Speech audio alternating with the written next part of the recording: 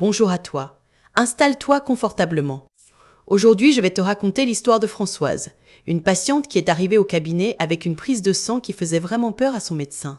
Son cholestérol était tellement élevé que la seule solution proposée, c'était de commencer des statines, donc un traitement médicamenteux à vie. 3 mois plus tard, la même Françoise ressortait du laboratoire avec une prise de sang parfaite, un vrai bilan de jeune fille, et tout ça sans le moindre médicament. Dans cette vidéo, je vais te montrer comment elle a fait, et surtout, comment toi aussi tu peux appliquer les mêmes 6 stratégies naturelles pour protéger ton cœur et faire baisser ton cholestérol. On va parler de choses très concrètes, de ton assiette, de ton ventre, de ton quotidien, et tu vas voir que ce n'est ni extrême ni culpabilisant. On commence tout de suite avec l'histoire de sa transformation. Pour bien réaliser ce qui est possible, je veux que tu visualises la situation de départ de Françoise. Avant, c'était une prise de sang alarmante, un médecin qui lui prescrit des statines, et cette impression terrible de se dire qu'elle allait devoir avaler des comprimés tous les jours pour le reste de sa vie. Elle se sentait piégée.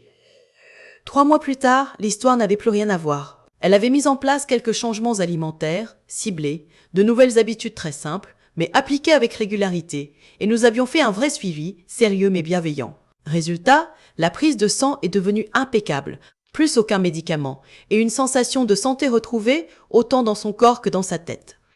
Si je te raconte ça, c'est aussi parce que ce cas n'est pas une exception. Cela fait maintenant plus de 10 ans que je suis diététicienne nutritionniste. J'ai accompagné plus de 5000 patients et j'ai vu ce type de transformation encore et encore quand on respecte les grands principes de la nutrition.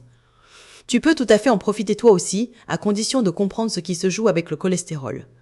Voyons maintenant ce fameux cholestérol dont tout le monde parle sans vraiment le connaître. On a souvent l'impression que c'est un ennemi à abattre, alors qu'en réalité c'est une solution ingénieuse que ton corps a inventée pour résoudre un problème très simple. Le problème, c'est que l'eau et le gras ne se mélangent pas. Tu le vois très bien quand tu fais une vinaigrette. L'huile fait des petits ronds qui flottent à la surface et refusent de se mélanger au vinaigre. Ton sang, lui, est composé en grande majorité d'eau. Pourtant, à chaque fois que tu manges du gras, ton corps doit le transporter dans ce sang pour le distribuer partout, jusque dans tes cellules, ton cerveau ou tes hormones. Sans aide, ce gras flotterait comme l'huile dans un verre d'eau. C'est là que le cholestérol intervient. Ton foie fabrique une sorte de petite bulle qui entoure les graisses. Grâce à cette bulle, le gras peut voyager tranquillement dans ton sang sans faire de catastrophe. Le cholestérol n'est donc pas mauvais en soi, au contraire, il est vital. Ce qui pose problème, c'est ce qui se passe quand il y en a trop ou quand il circule dans le mauvais sens. Passons justement à cette différence entre bon et mauvais cholestérol. Ce qui est intéressant, c'est que la molécule est la même. Ce qui change, ce n'est pas la nature du cholestérol, c'est la direction du voyage. Imagine ton cœur et ton foie comme 2 gares entre lesquelles ces petites bulles de gras vont et viennent. Quand le cholestérol part du cœur pour aller vers le foie, on parle de bon cholestérol, celui que tu verras noté HDL sur ta prise de sang. Il agit un peu comme un camion poubelle qui ramène l'excès de graisse au foie pour qu'elle soit transformée et éliminée, notamment via la bile. À l'inverse, quand le cholestérol fait le trajet du foie vers les artères du cœur, c'est là que l'on parle de mauvais cholestérol, le L2L. S'il y en a trop, ces bulles peuvent se coller sur les parois des artères, former des petits dépôts, épaissir la paroi et, avec le temps, gêner la circulation du sang. C'est cela qui augmente le risque de maladies cardiovasculaires. Retiens bien une chose. Il n'y a rien de fondamentalement bon ou mauvais dans la nature. Tout est une question de dosage et d'équilibre à l'intérieur de ton organisme. Et justement, la première stratégie va complètement à l'encontre de ce réflexe d'interdiction totale que l'on a souvent. On commence la première stratégie avec une phrase qui surprend souvent mes patientes. Il est interdit d'interdire. Quand Françoise a franchi la porte de mon cabinet, sa première phrase a été de me dire qu'elle avait du cholestérol et qu'elle était prête à supprimer définitivement le fromage et les œufs alors que c'était ses aliments préférés. Peut-être que toi aussi, tu as déjà eu ce réflexe de vouloir bannir totalement le chocolat, le fromage ou un autre plaisir en te disant que c'était la seule façon d'y arriver. Le problème, c'est que cette stratégie ne tient jamais dans le temps. Faire comme si certains aliments n'existaient pas, c'est comme avancer avec des œillères. Tu peux tenir quelques semaines, parfois quelques mois, mais un jour ou l'autre tu craques, et souvent tu craques fort. Pour qu'un changement alimentaire fonctionne, il doit être durable, donc compatible avec ta vraie vie, tes habitudes familiales, tes plaisirs. Et puis, interdire tous les aliments gras n'a aucun sens. Ton cerveau est composé en grande partie de graisse. Tes nerfs aussi, tes hormones encore plus. Et même l'élasticité de ta peau en dépend. En résumé, le gras, c'est la vie. La clé n'est pas de tout supprimer, mais de mieux choisir. Et cela nous amène à un gros mythe autour du cholestérol. En parlant de choix, parlons des œufs, parce que là, on touche à une vraie légende urbaine. Pendant longtemps, on t'a sûrement répété que les œufs donnaient du cholestérol et qu'il fallait se limiter à 2 ou 3 par semaine. Si ton médecin te dit encore cela aujourd'hui, honnêtement, tu peux envisager d'en changer. Cela fait pourtant une vingtaine d'années que la science a montré que ce raccourci était faux. On a vu que les œufs contenaient beaucoup de cholestérol alimentaire et, par paresse intellectuelle, on a décidé qu'ils faisaient forcément monter le cholestérol sanguin. En réalité, ton foie est bien plus intelligent que cela. Quand tu manges du cholestérol, il reçoit le message qu'il peut en fabriquer un peu moins lui-même. Une sorte de balance naturelle s'installe. Résultat, chez une personne en bonne santé qui a une alimentation équilibrée, on peut tout à fait consommer jusqu'à une vingtaine d'œufs par semaine pour une femme et une trentaine pour un homme, sans voir le cholestérol sanguin exploser. Le problème ne vient donc pas des œufs en eux-mêmes. Ce qui nous intéresse vraiment, ce sont les types de graisses que tu consommes au quotidien. Voyons maintenant qui sont les vrais coupables. Ce ne sont ni tous les aliments gras, ni le cholestérol contenu dans ce que tu manges. Ce sont principalement certaines familles de graisses. En particulier les graisses saturées consommées en excès et surtout les graisses transindustrielles. On en trouve dans beaucoup de produits transformés comme les biscuits, les viennoiseries de supermarché, les plats préparés, les fritures de fast-food et toutes ces choses qui se conservent trop bien pour être vraiment naturelles. Ces graisses modifient la façon dont ton foie fabrique le cholestérol et elles favorisent une augmentation du mauvais LDL. Cela ne veut pas dire qu'il faut bannir à vie tout ce qui en contient.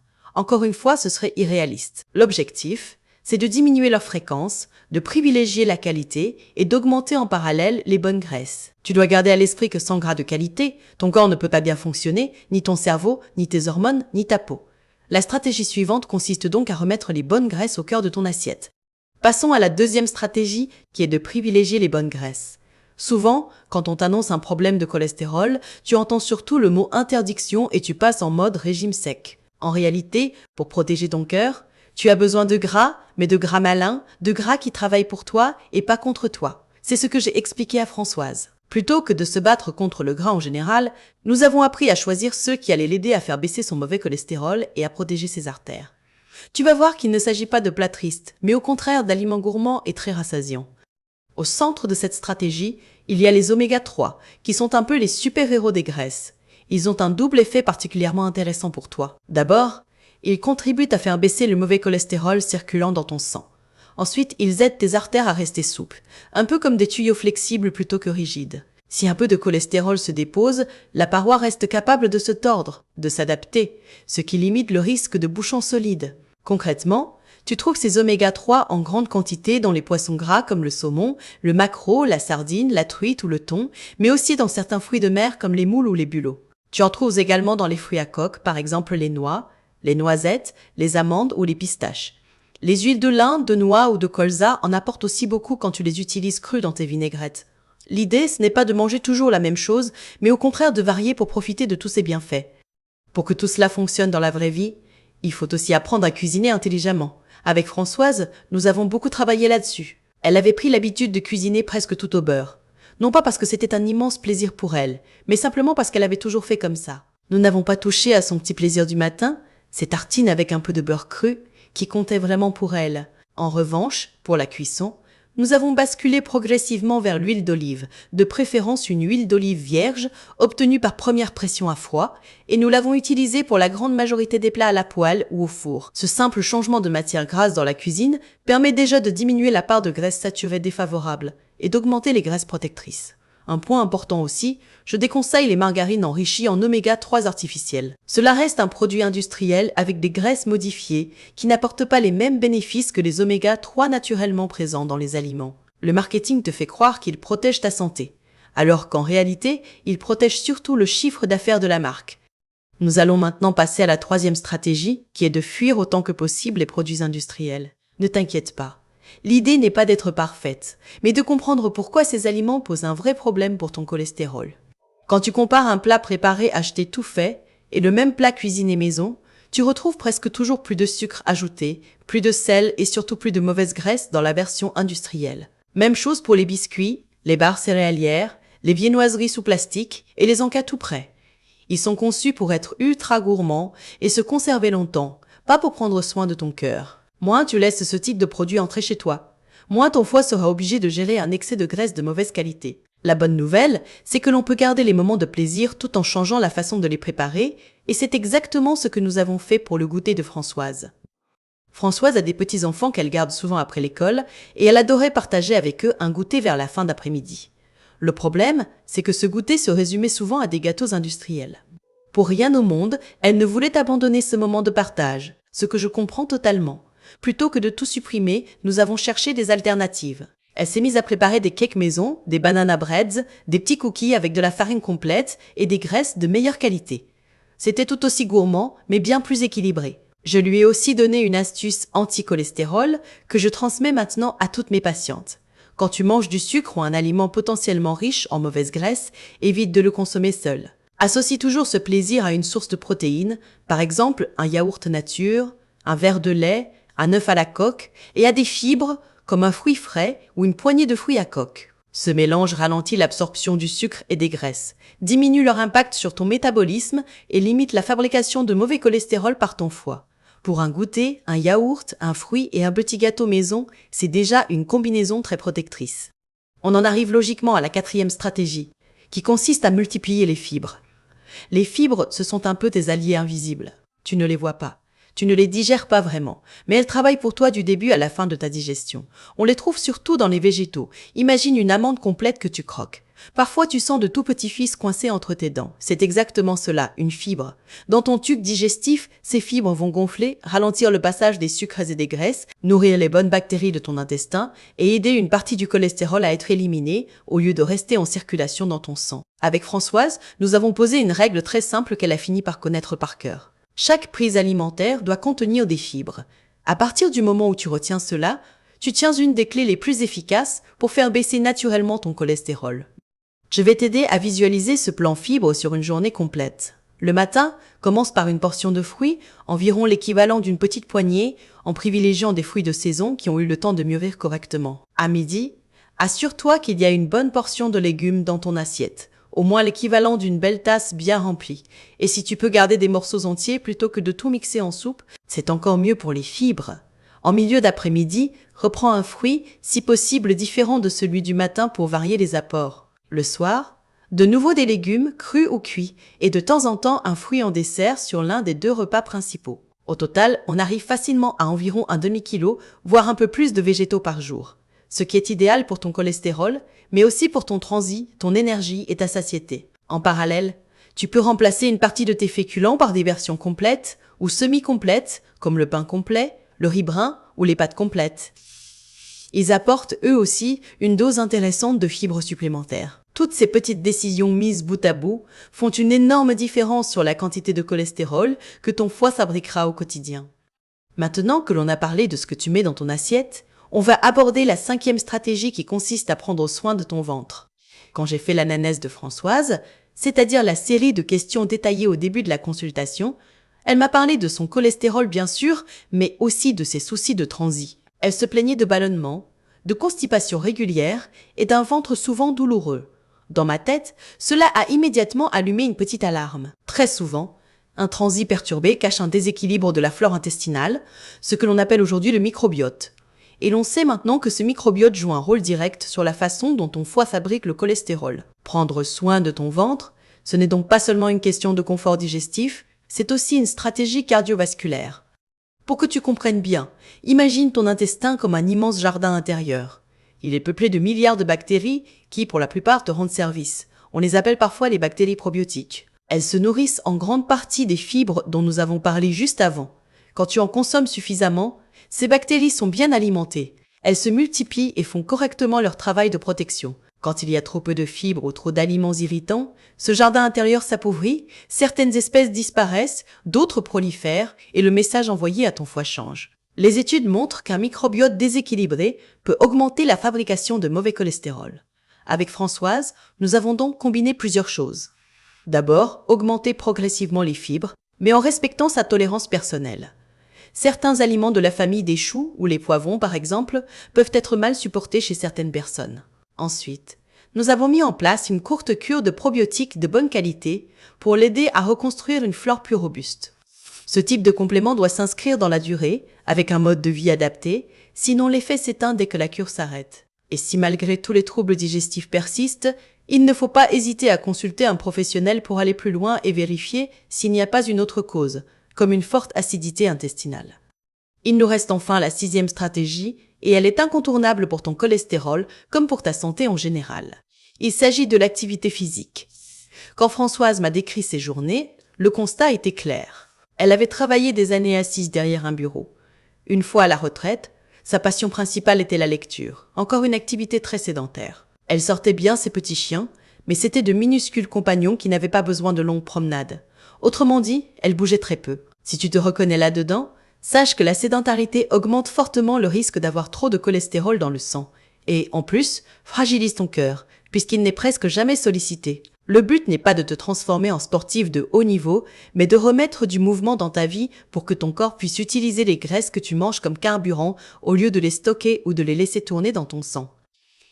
Pour y parvenir, il y a 2 grandes voies possibles, le sport et l'activité physique du quotidien. Si tu aimes le sport, tu peux bien sûr te tourner vers la natation, la marche rapide, la danse, le vélo, peu importe, du moment que tu y prends du plaisir et que tu peux t'y tenir. Mais si le mot sport te fait déjà soupirer, rassure-toi. L'activité physique, ce n'est pas forcément mettre des baskets et un legging. C'est tout ce qui te fait bouger un peu plus que d'habitude, sans compétition, et souvent sans même que tu réalises que tu es en train de faire travailler ton cœur. Cela peut être du jardinage, du bricolage, une bonne session de ménage énergique, jouer avec tes enfants ou tes petits-enfants, marcher pour tes déplacements au lieu de prendre systématiquement la voiture, ou même danser quelques minutes chaque soir dans ton salon. Avec Françoise, nous avons trouvé une idée qui lui plaisait beaucoup. Elle s'est mise à danser une dizaine de minutes de valse avec son mari presque tous les soirs. C'était leur moment à eux, à la fois tendre, joyeux et bon pour leur cœur. L'important, ce n'est pas la performance, c'est la régularité. Plus tu bouges souvent, plus ton corps utilise les graisses comme carburant, et moins tu en as qui stagnent dans ton sang sous forme de cholestérol. À ce stade, tu te demandes peut-être comment mettre tout cela en place sans te sentir débordé. Je te propose de faire comme je l'ai fait avec Françoise, en te donnant un vrai délai test. L'idée est simple. Tu demandes à ton médecin une nouvelle prise de sang dans environ 3 mois. Pendant ces 3 mois, tu décides de jouer le jeu à fond avec ces 6 stratégies. Tu évites les interdictions radicales, mais tu apprends à mieux choisir tes graisses. Tu limites les produits ultra transformés et tu cuisines plus souvent maison. Tu ajoutes des fibres à chaque repas, tu fais attention à ton ventre et tu remets du mouvement dans ton quotidien, même par petites touches. Tu peux noter tes progrès dans un carnet, par exemple ce que tu manges, comment tu te sens dans ton corps et ton niveau d'énergie. Puis, le jour de la nouvelle prise de sang, tu fais le point. Chez une grande partie de mes patientes, dont Françoise, 3 mois suffisent déjà pour voir une amélioration très nette des résultats, parfois au point de rendre les médicaments inutiles ou de repousser largement leurs nécessités. Avant de se quitter, je voudrais que tu retiennes l'essentiel. Le cholestérol n'est pas ton ennemi, c'est un outil dont ton corps a besoin. Ce qui fait la différence, ce sont tes habitudes du quotidien. Tu as découvert l'importance de ne pas tomber dans la logique des interdits, mais plutôt de construire des habitudes durables. Tu as vu comment choisir des graisses de meilleure qualité, avec les oméga 3 et l'huile d'olive, et comment limiter les produits industriels qui cumulent sucre et mauvaise graisse. Tu sais maintenant que les fibres, les fruits, les légumes et les céréales complètes sont de vrais alliés pour faire baisser la fabrication de mauvais cholestérol, que ton ventre et ton microbiote participent directement à cette régulation, et que chaque mouvement de ton corps aide à brûler les graisses plutôt que de les stocker. Si tu appliques ces 6 stratégies, même progressivement, ton cœur te dira merci. Si cette vidéo t'a aidé, pense à laisser un petit pouce vers le haut, cela m'aide énormément à faire passer ces messages de santé. Dis-moi en commentaire quel est le premier conseil que tu as envie de tester dès aujourd'hui. Et si tu veux aller plus loin, tu peux t'abonner à la chaîne pour recevoir les prochaines vidéos et découvrir les programmes complets que je propose sur la nutrition et la santé. Merci d'avoir passé ce moment avec moi, prends bien soin de toi et je te dis à très bientôt, salut!